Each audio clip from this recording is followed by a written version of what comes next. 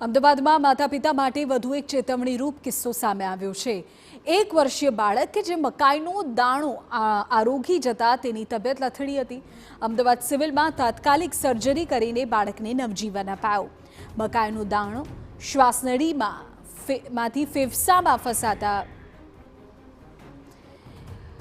બનાસકાંઠાથી જે અગત્યના સમાચાર મળી રહ્યા છે તેનાથી સૌથી પહેલા આપને અવગત કરાવી દઈએ।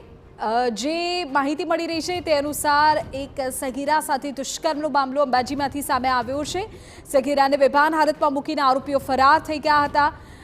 વધુ એક માસૂમ કે જે હવસનો શિકાર બની અંબાજીમાં સગીરા પર સામૂહિક દુષ્કર્મની ઘટના બની છે।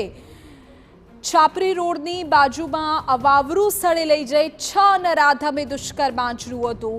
ગબ્બર નજીક રહેતા કાકાના ઘરે જવા નીકળી હતી સગીરા અને સગીરાને કોઈ જાણીતા વ્યક્તિ જ તેમની બાઇક પર બેસાડી અવાવરૂ જગ્યાએ લઈ ગયા અને ત્યારબાદ 6 વ્યક્તિઓએ તેની સાથે દુષ્કર્મ આચર્યું હોવાની પ્રાથમિક માહિતી મળી રહી છે। અમારા સંવાદદાતા અતુલ આ બાબતે પૂરી જાણકારી આપી રહ્યા છે। અતુલ, શું છે આખી ઘટના, શું તપાસ અત્યારે પોલીસ દ્વારા થઈ રહી છે?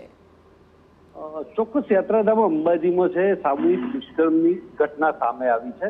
જે એક સગીરા છે તે ગબ્બર તરફ જઈ રહી હતી ત્યારે તેના કોઈ નજીકના ઓળખીતા હતા તેને બાઇક પર બેસાડી અને છાપરી નજીક લઈ ગયા હતા। ત્યાં 6 જેટલા ઇસમો છે ત્યાં સગીરા પર સામૂહિક દુષ્કર્મ કર્યું હતું। દુષ્કર્મ બાદ એ સગીરાને ત્યાં જ જે મૂકી અને રવાના થઈ ગયા હતા। જોકે દુષ્કર્મ બાદ આ સગીરા છે એ અર્ધ બેભાન થઈ જતા જે પ્રકારે લોકોએ છે અંબાજી પોલીસને જાણ કરી હતી। ત્યારબાદ આ સગીરાને અંબાજી રેફરલમાં ખસેડાઈ હતી। અત્યારે તો સગીરાની જે માતા છે તેને અંબાજી પોલીસ મથકે આ સામૂહિક દુષ્કર્મની ઘટનાને લઈને ફરિયાદ નોંધાવી છે અને અંબાજી પોલીસે આ સમગ્ર મામલે અત્યારે તપાસ શરૂ કરી છે।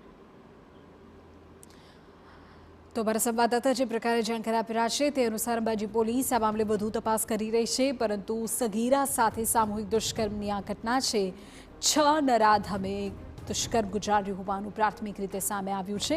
સગીરાની માતાએ હવે ફરિયાદ નોંધાવી છે।